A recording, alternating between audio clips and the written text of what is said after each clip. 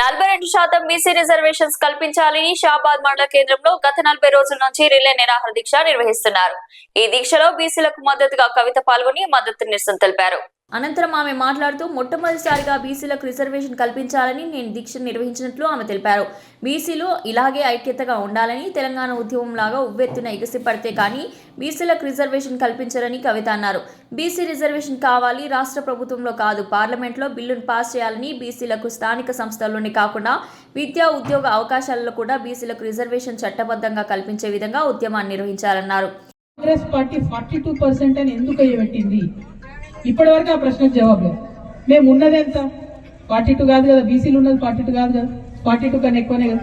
అసలు 42 అనే ఫార్ములా ఎట్లా వచ్చిందంటే ఇప్పటి వరకు జవాబు చెప్తలేదు. పోంతి మనందరం కూడా ఏమనుకున్నాం, ఏదో ఒకటి అసలు ఒక అడుగైతే వాడంతి 42 ఒప్పుకుందామని ఒప్పుకున్నాం.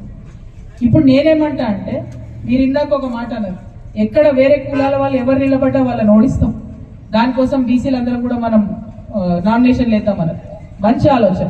కాకపోతే ఒక ఆడబిడ్డగా, ఒక ఇన్ని రోజులు ప్రజా ఉద్యమాలు చూసిన వ్యక్తిగా, ఒకరిని ఓడిస్తామని చెప్పి మనం ఎప్పుడు పోటీ చేయాలి, మనం గెలవాలని పోటీ చేయాలి.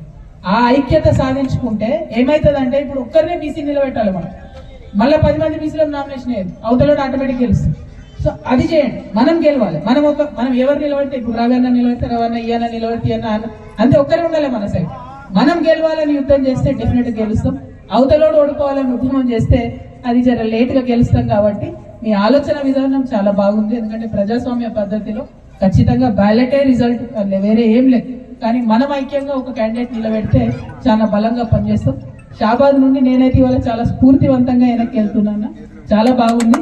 ఈ స్ఫూర్తి ఇలాగే కొనసాగాలని చెప్పి మనస్ఫూర్తిగా కోరుకుంటూ, మా షాబాద్ లో ఉన్నటువంటి మా తెలంగాణ జాగృతి నాయకులందరూ కూడా సహకారం అందిస్తారని కూడా